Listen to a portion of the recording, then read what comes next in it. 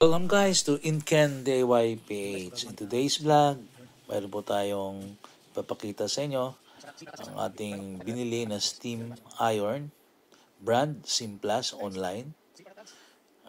This brand is affordable, mura lang siya at nakuha natin sa halagang 500 pesos. Ito po yung package ng Simplas steam iron.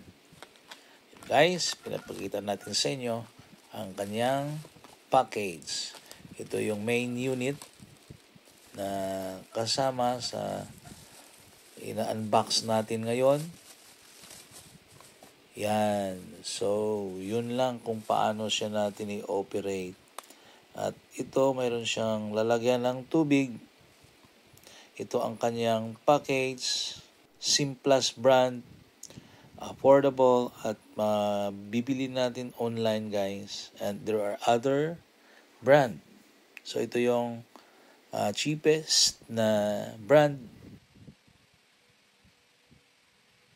Ito guys yung unit.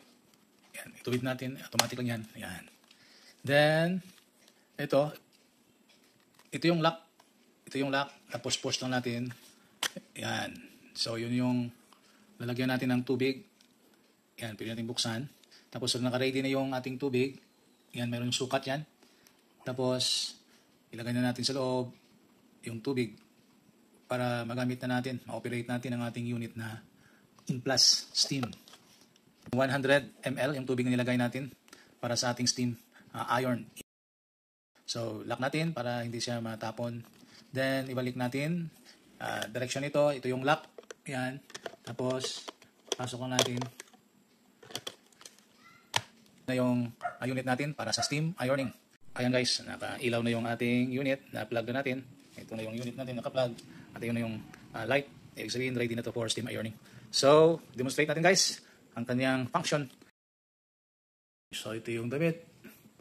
Ayan. Ayan guys. So, yun lang guys, pag gumamit ng steam iron. Yun. Okay. Nice product.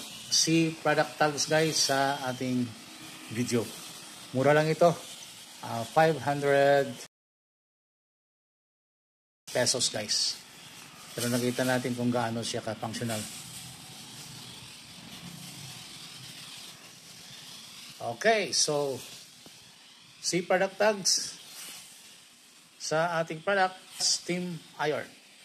Thank you for watching guys. Inken DIY PH.